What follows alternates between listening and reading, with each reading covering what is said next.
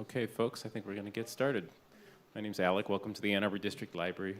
Thank you for coming out this afternoon for our talk, Reading Between the Lines, American Cookbooks of the Interwar Period. Few brief housekeeping notes before we start. We have some audio assistance devices available if anybody would like one. Just flag me down. I'd be happy to bring you one. We have restrooms out the back where you entered through those second set of double doors to your right, down at the end of the hall. And please take a moment to silence your cell phones or your devices or put them in whatever event mode you keep them in. This is going to be a live streamed event on YouTube. So at the end we will have a chance for questions. And I think without further ado, I'm just going to turn it over to Randy, who's going to introduce today's speaker.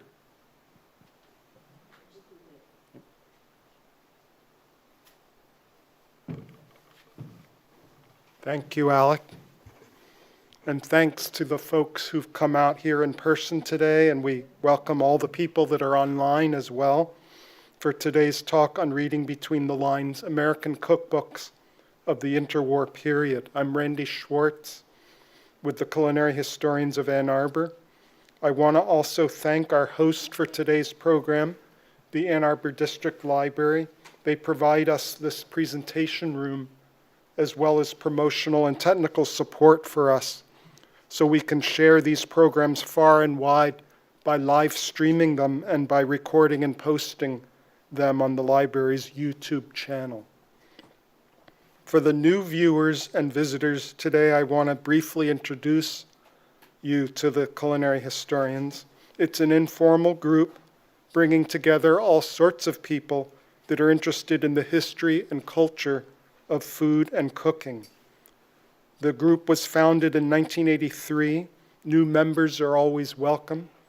We have about 200 members currently, about half of them here in Michigan and the other half across North America and overseas. We organize monthly talks like this one from September to May. Some of those are with in-person speakers, and others like this one where the speaker zooms in. We also have twice yearly participatory theme meals. Those are for members only, one in July and one in November or December. If you're not a member of CHAA, we would love to have you join. Our membership is only $25 a year for an individual or a couple, and it includes a subscription to our quarterly magazine, Repast. There's some sample issues on the side table here if you're interested in checking out one of those. A postal subscription to Repast by itself is only $20 a year, no matter what country you live in. If you'd like to join our group or just to subscribe to Repast, you can find the information on our website, culinaryhistoriansannarbor.org. Click on the membership tab. You can also follow us on Facebook. Just search for Culinary Historians of Ann Arbor. Or if you're here in person today, you can pick up a membership form again at the side table. after the Q&A session. And by the way, for those watching this event online via YouTube, if you'd like to ask the speaker a question, please, you can type it into the chat section on YouTube, and we'll try to convey it to the speaker. After the Q&A today, for those here in person, we'll have some snacks that were made using an interwar cookbook, the Purefoy Hotel Cookbook from Talladega, Alabama, written in 1937. We made a honey orange cocktail, which is a non-alcoholic beverage, since Alabama kept prohibition for many years after it was repealed by the federal government. We made the hotel's famous macaroni-baked casserole, and we made its Talladega gingerbread. So help yourselves to those snacks after the program.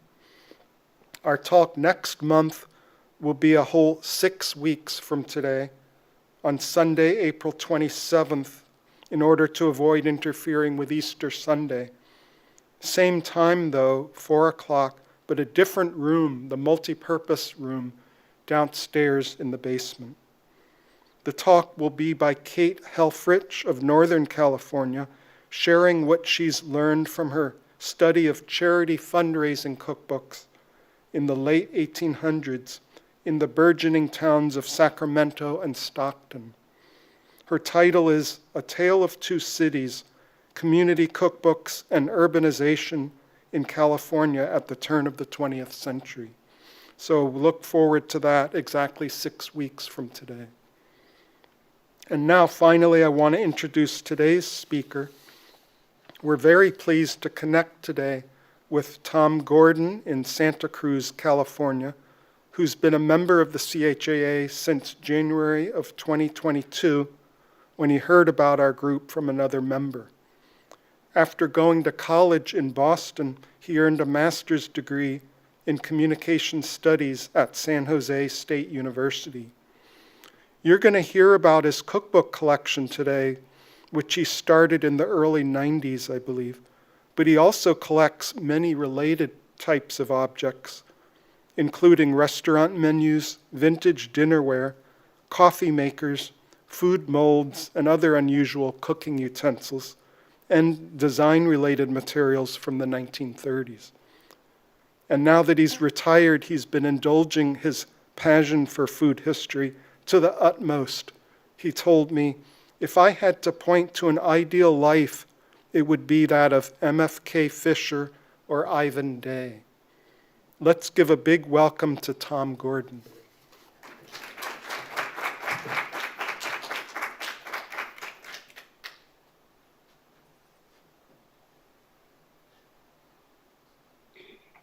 Thank you, Randy. Good afternoon, everyone.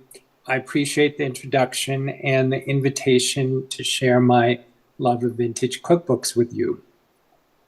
I've definitely enjoyed some of the past CHAA presentation, as well as issues of Repast, and particularly the recollections of growing up in different food cultures as I did.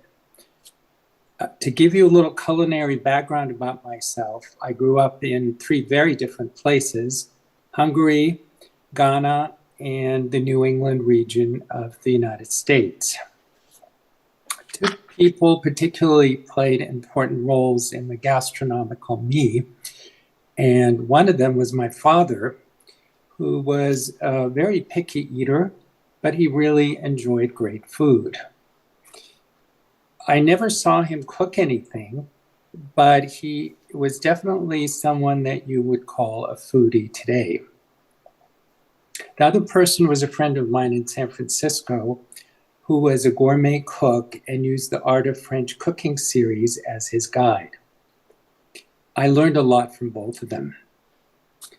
After I moved to San Francisco at the age of 20, I realized I didn't know how to cook anything. And that's how my cookbook collection started. At first, I bought some new cookbooks, but as my collection grew to include some of the vintage volumes, I started to pay attention not only to the recipes, but also the way the recipes changed from the late 20s to let's say, the mid-40s. The changes included a wider range of ingredients and simplified methods, as well as the growing prominence of what I call commercial cookbooks. The shift seemed to coincide with a wider use of processed ingredients in the recipes. I've grouped today's presentation into three broadly overlapping categories. Number one, general interest cookbooks. Number two, product promotion or commercial cookbooks. And number three, other media. Not cookbooks that are books in any traditional sense, but other sources that I think were relevant during this period. Typically, general interest cookbooks aimed for the lowest common denominator and provided plain and simple recipes that could be prepared in any part of the country with a minimum of ingredients or skills. What I call the mainline cuisine that's featured in these books is pretty bland. Many of them only call for salt and pepper as seasoning, while others, such as this one from 1934, call for no seasoning at all, just ground beef mixed with water and fried. If you wanted to be adventurous, you could top it with gravy made from canned evaporated milk, although I really don't think that would add a great deal of flavor. Noticeably absent from the menu suggestions of the day are many of the foods that we take for granted or recipes that we could easily find in today's cookbooks. They include recipes for hamburgers, pizza, and a wide selection of pasta dishes. What pasta dishes there are called usually for boiling it into oblivion.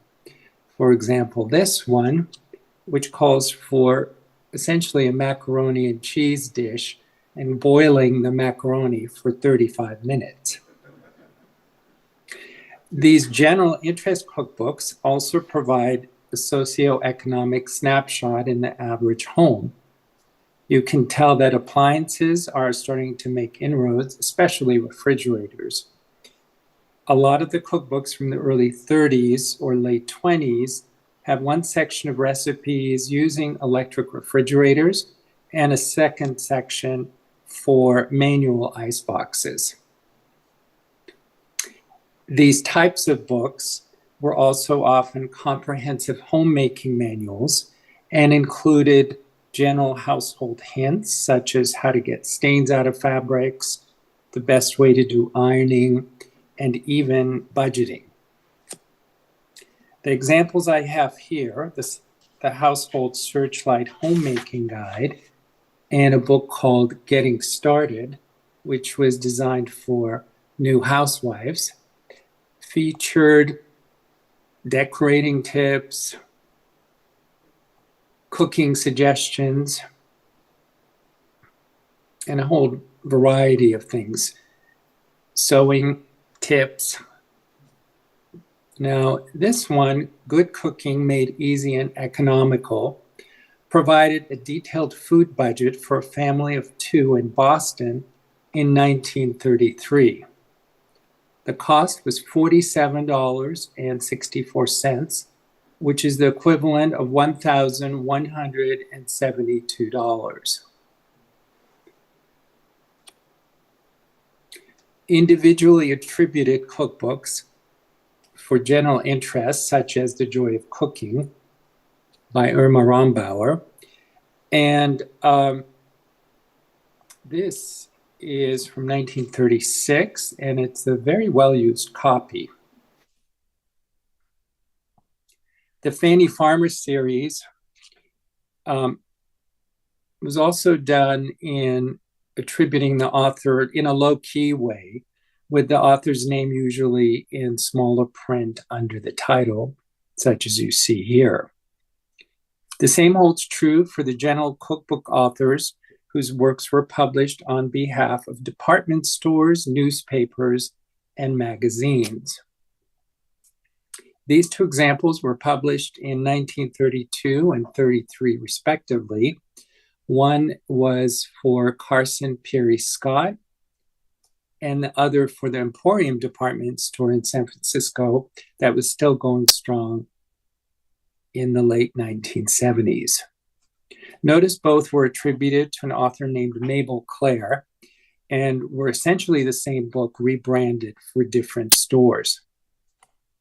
I wasn't able to find out much about Mabel Beckholt, whose pen name was Mabel Clare, beyond that she was a sculptor, painter, and a writer who died in 1933 at the age of 43. That's about the time these books were published, so they probably were written a few years earlier. I really like both of the Art Deco covers. I've also run across some other authors whose names come up occasionally, but whenever I Google them, there's really no information to be found. In contrast, Ida Bailey Allen was a prolific cookbook author whose name comes up often in the general interest category. Ms. Allen wrote over 50 cookbooks and had a successful career in print, radio, and even the very early days of television. Here are a few examples of her work. I like this one, especially from the mid-1920s. It was a whole series of cookbooks with great illustrations for different courses of a dinner. This one is the dessert. And the pamphlet is actually in a fold-out wall calendar format with those little tassels at the top. And on the left, you could see each pamphlet had a hardcover that you could slip the pamphlet into.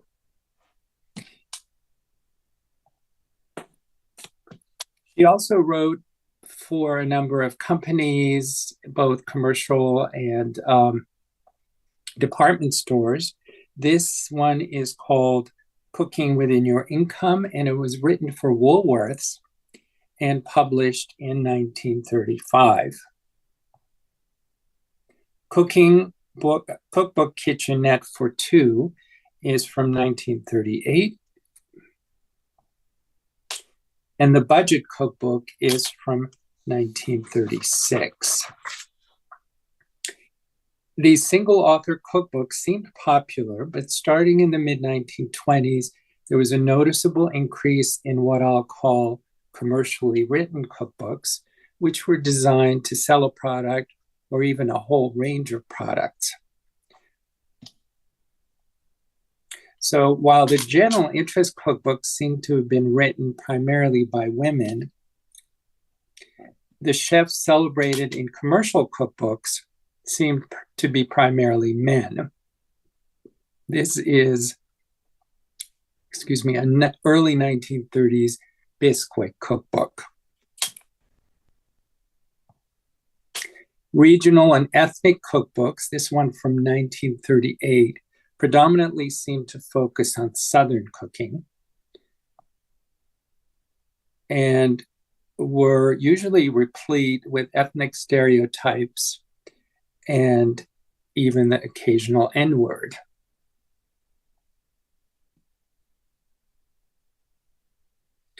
I think Sunset Magazine, the magazine of the West, deserves special mention because it not only for its long-standing food column, but also the many cookbooks and entertainment guides that they published starting in the early 1930s. Their books included recipes for things like abalone, polenta, and tamale pie that you probably wouldn't find in general cookbooks, such as the Better Homes and Gardens cookbook that you see here from 1942. This one has a 3-ring binder format, the idea being to add recipes you cut out from the magazine, and even some advertisers adopted it to make it easier to incorporate their products into a general interest cookbook. Sunset Cookbooks and the magazine's kitchen cabinet column were famous for their sidebar illustrations of featured recipes. And you can see sort of an Art Deco take on the illustrations on the side. Another publication I think is worth mentioning is American Cookery, which was formerly the Boston Cooking School magazine. You can think of it as a precursor to Gourmet, and they actually overlapped. So American Cookery was published from 1914 to 1946, and Gourmet began publication in 1941. American Cookery has some interesting articles, including this one about food service on airplanes. And that's from 1935, so that's a pretty early article on that topic, I would think. Some of the harder to find specialty cookbooks include this kosher cookbook from 1930,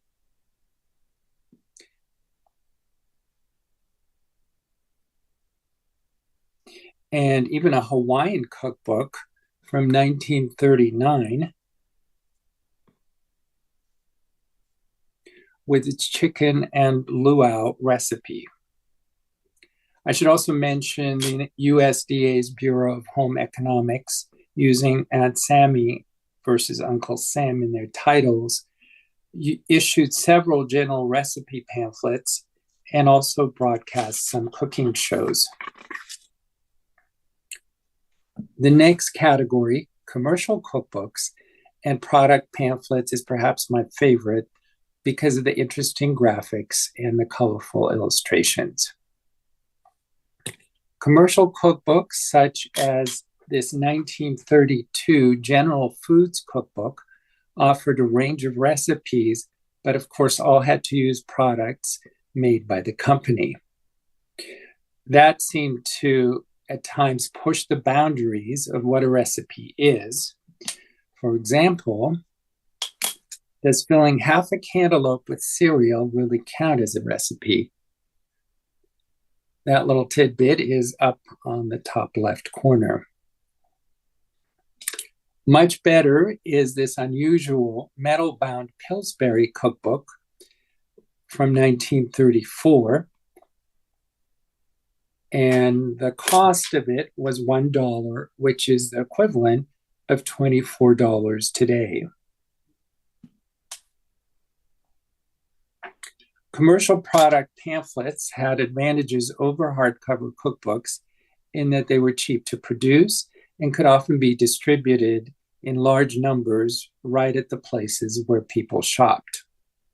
The advantage for housewives was that pamphlets were often free.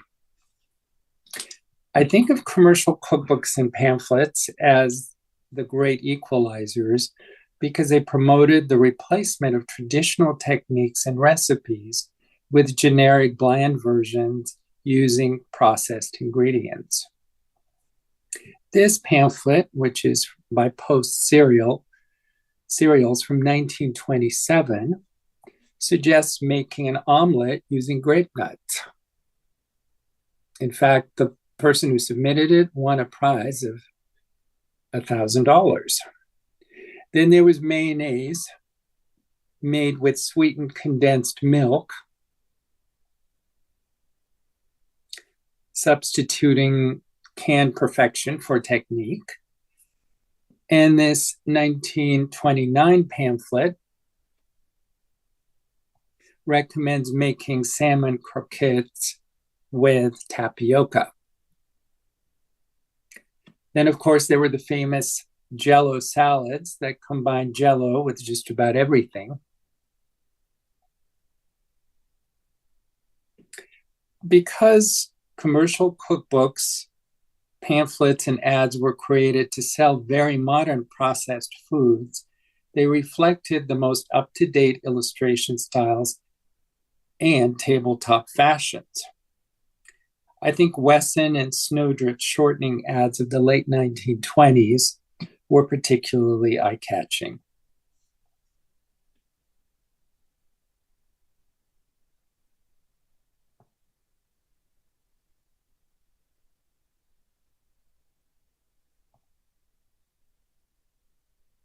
I love this Heinz pamphlet. Notice the Cubist influence in the graphics. I think some of these other pamphlets from around 1930 are also very attractive.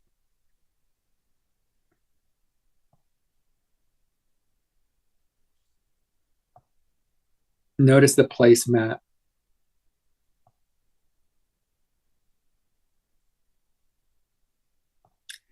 This illustration from 1929 seems to be using the cutting-edge Ruba rhombic pattern dishes that were made by Consolidated Glass. And here is what the real dishes look like.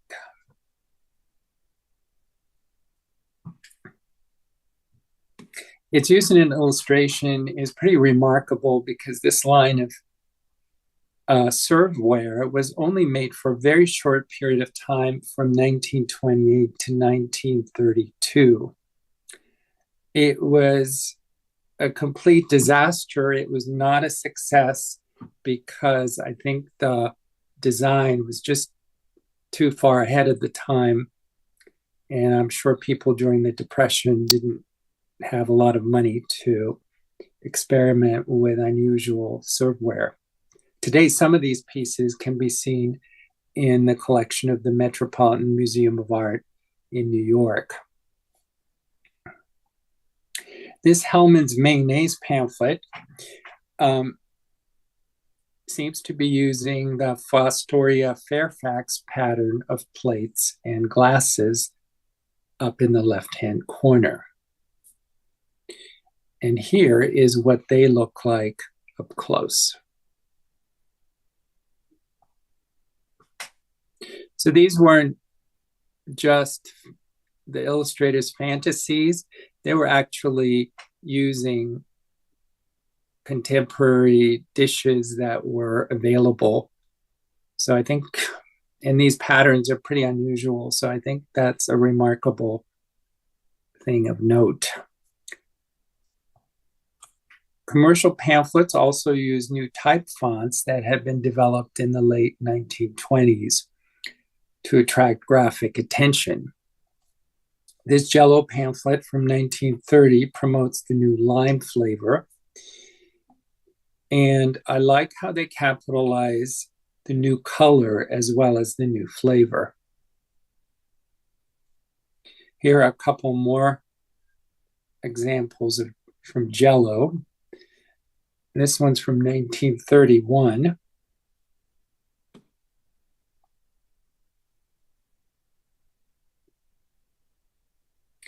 And some other big name brands also had some great graphics. This is a Grape Nuts ad from 1930, and you can just see not only the different fonts they used, but the different illustration styles. And I just think it's a great ad. This one for Pet Milk, I think uses 4 different font types, if I count it correctly. But I love the red star link to the form you can cut out to send for the recipe pamphlet.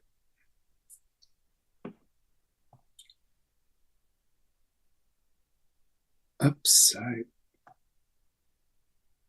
sorry about that. So I think recipe celebrity endorsements were already popular, as you can see from this Bisquick cookbook from 1933.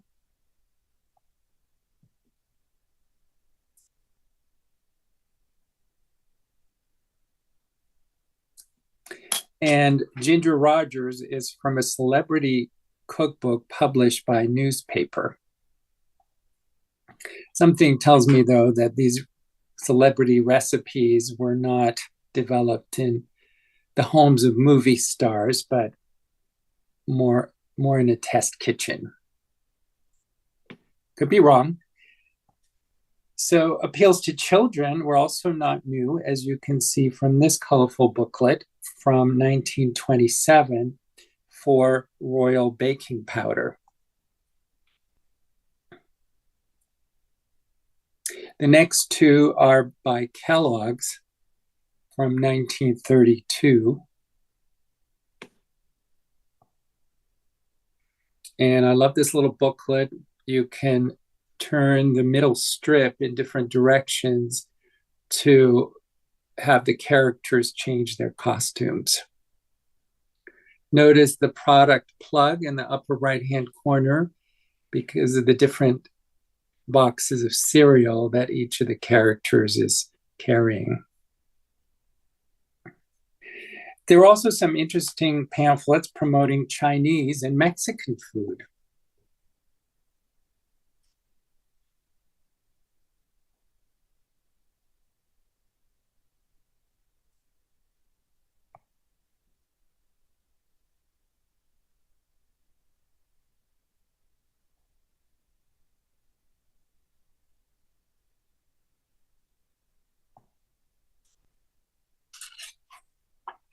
I think they're not only interesting in terms of graphics, but the products they're promoting. And there were apparently such things as canned bean sprouts, canned tamales, which may still exist, but they don't sound very appetizing, to be honest, despite the colorful illustrations. By the mid-1930s, illustration styles were changing, and many of the companies switched to photographs, such as this one from Jell-O from 1936. Others, such as Kraft, switched to a hyper-realistic style, although I'm not sure when food ever looked like this, or a combined streamlined look of all three different styles. So as you can see, this Heinz pamphlet was used as a tie-in to the World's Fair in New York in 1939. And apparently this was an actual 65-foot fountain sculpture in the exhibit. And I would certainly like to know what happened to it after the fair. The third category in my collection is what I'll call alternative media. And this category includes radio cooking shows sponsored by food companies, usually broadcast as 15-minute programs several times a week. Maybe the most famous was the Betty Crocker Cooking School of the Air, sponsored by Gold Medal, which had an impressive 24-year run starting in 1924.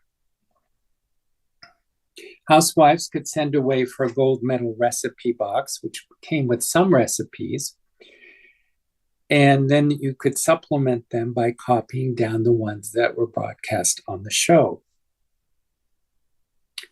Here you can see the card in the back dates from October 1926, while the one in the front is from 8 years later in 1934. The call letters of the radio station on which the show was broadcast can be seen in the left corner. I checked it out, and WNAX is still broadcasting from Yankton, South Dakota. And as you can see in the back, this box was packed with recipes spanning a 10-year period starting in 1925. Beginning in 1937, Spry Shortening also had a 19-year-long radio show that was part soap opera and part cooking show. Their happy homemaker was Aunt Jenny, who was played by character actress Edith Spencer for most of the show's run.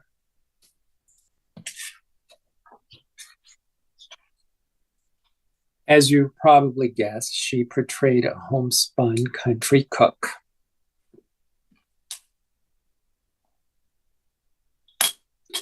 Self-assembled cookbooks are another interesting category that shed light on this period. Interesting not only because they are assembled from a variety of sources, both regional and mainstream, but also say something about the person putting them together. This large 2-volume book is a great example.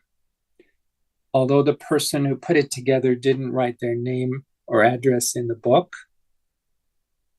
I was able to piece together that they lived in Albuquerque, New Mexico, and the recipes date roughly from the mid-1930s to the mid-40s. Notice they even made tabs on the side with the different meal categories. The final recipes I'd like to highlight are not in any organized form, but are clippings from newspaper food sections. If you really want to read them closely, between the lines, if you will, the recipes suggest that food sections form their own robust community of home cooks. Using pseudonyms, the conversations went on for extended periods, with active users exchanging recipes, homemaking tips, and advice. You can just see the friendly level of interaction in this recipe that wouldn't have been possible through a cookbook or pamphlet.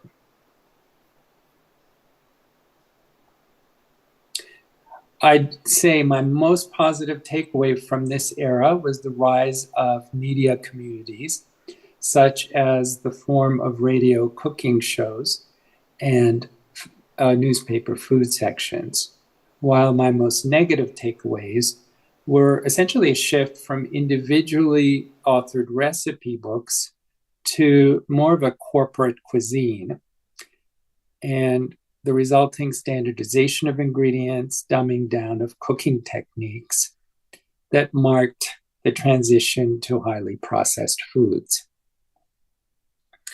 I think you can get a sense of the changes taking place in the 1940s just by the demise of American cookery and the advent of gourmet.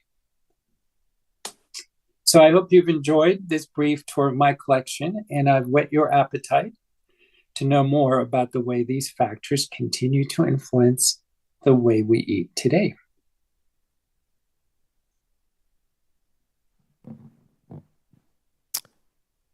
All right, thank you. We do have a question that's just come in from the live chat on YouTube. Have you found any recipes from this era of cookbooks that would work for modern tastes as written?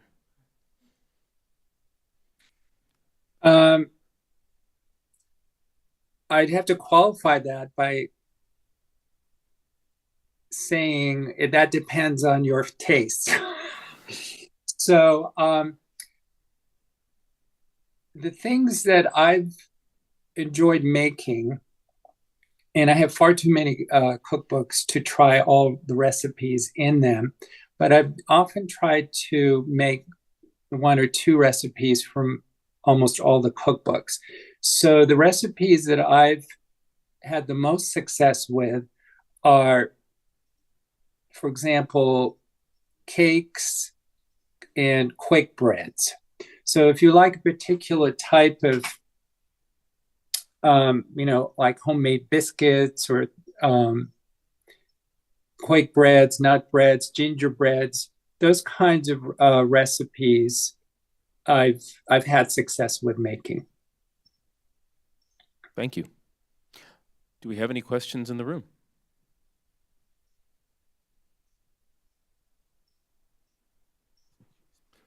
Hi. First, thanks for your talk. Really interesting.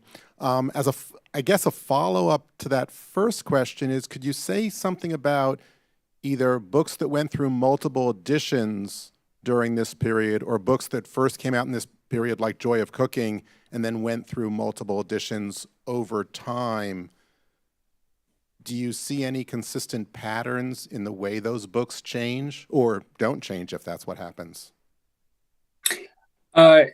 So yes, is the short answer. There are changes that happen. So I think it's difficult, obviously, with one-off cookbooks.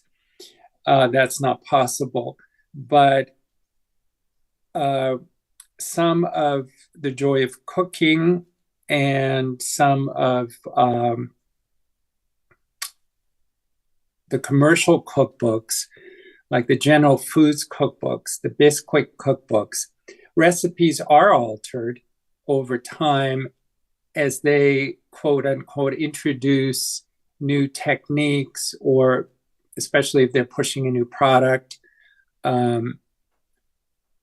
So yes, there are some gradual changes and updates.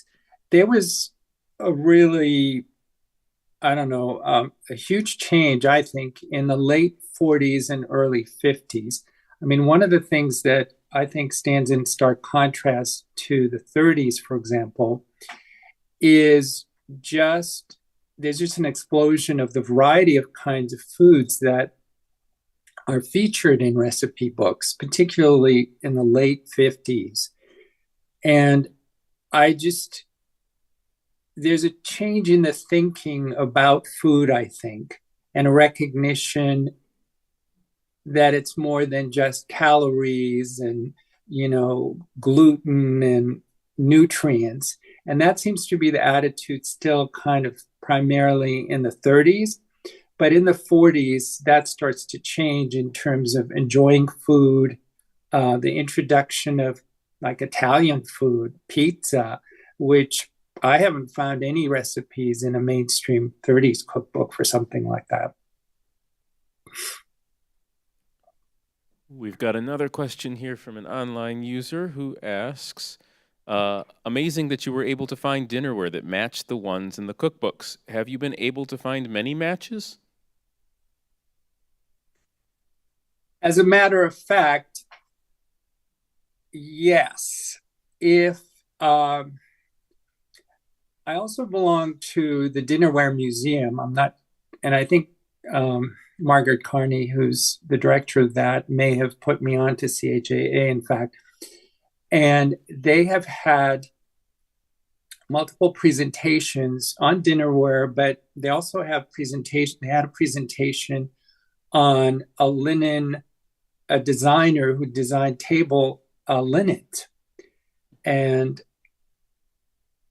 her name is Marguerite Marengate. I'm not sure if I'm pronouncing that correctly. But just today, as a matter of fact, I was leafing through 1934 issue of Good Housekeeping. No, it was like Better Homes and Gardens, I think. And I chanced on this color spread of different tablecloths designs that she had designed. So I had to take some photos and took some screenshots and sent it to Margaret. But occasionally you will see something like that, and then it's like, oh, there's the connection to that.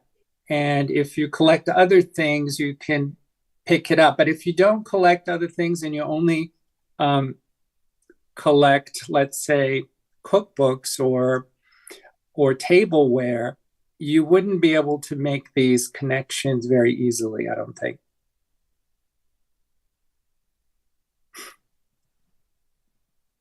On the commercial or corporate cookbooklets, you mentioned a number of far-fetched examples where they're trying to have us use their products, like the omelet made with grape nuts. But you also mentioned at least one where it became very popular for many years after that, which were the Jell-O salads. And I wondered if you can think of any other examples like that where a commercially promoted recipe became very popular in the U.S. I think there are a number of different products, corporate products that became popular. And I think it's a combination of factors, not just advertising, but also what was going on in economically. I think a great example in this category would be Miracle Whip. So Miracle Whip was originally developed in the early 1930s. And the name Miracle Whip actually comes from the machine that was used to prepare the product. So it uses essentially like vegetable oil instead of things like eggs. So basically, it was invented as a cheaper alternative to mayonnaise. But now, it has become almost, some people think it is mayonnaise. But that's a product that I think was invented for a particular, to fill a particular niche price-wise, and as a substitute that has now maybe for some people eclipsed the real product. So I think there's a good example of sort of a intersection of economic need, advertising, and maybe some changing food tastes as well.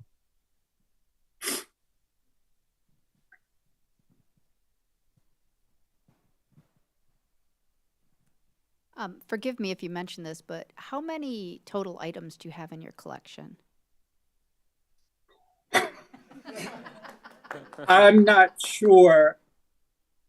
So my hardcover cookbook collection, I'm in the process of donating it to the University of Ann Arbor Special Collections Library. I don't, maybe 100 or so of the hardcover books. But as far as the pamphlets are concerned, I don't think I'd be able to count. There's, 3, 4, 500. I don't know.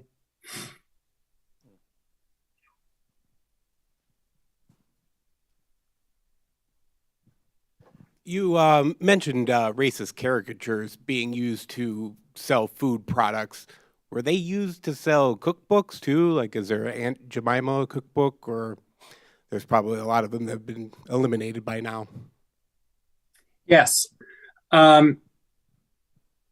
They were, so that one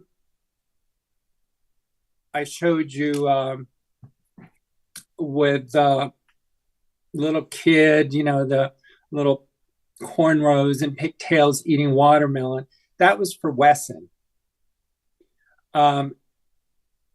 Maxwell House Coffee ran a series of ads in the early to mid 30s, sort of waxing nostalgic about the plantation days and the Maxwell House Hotel where the coffee was first developed. And, you see these plantation type things with, the black mammy or a black man serving coffee. Aunt Jemima cookbooks, Aunt Jemima ran recipes all the way through the 1930s, featuring a black mammy cook who's, cooking breakfast for the white family and how much they enjoy her special recipes. So these were pretty blatant. I don't think Aunt Jemima put out a cookbook per se until the late or mid 1940s. And actually, they even had an Aunt Jemima restaurant at Disney World when it first opened in 1955.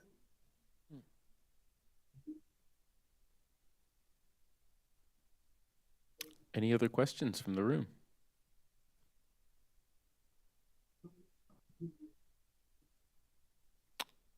Yep, right over here.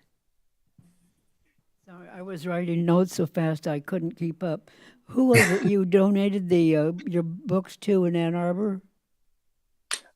Yes, there is. The University of Ann Arbor has a special collections library that accepted the cookbooks and the pamphlets. So I'm trying to downsize, and eventually they'll all be going there.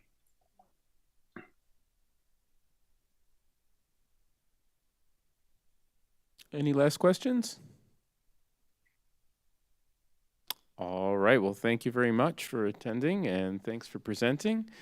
And I guess now there will be snacks for those who are in person. Well,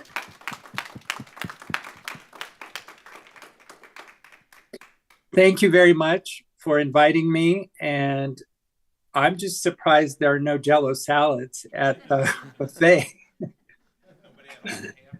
Take care, everyone.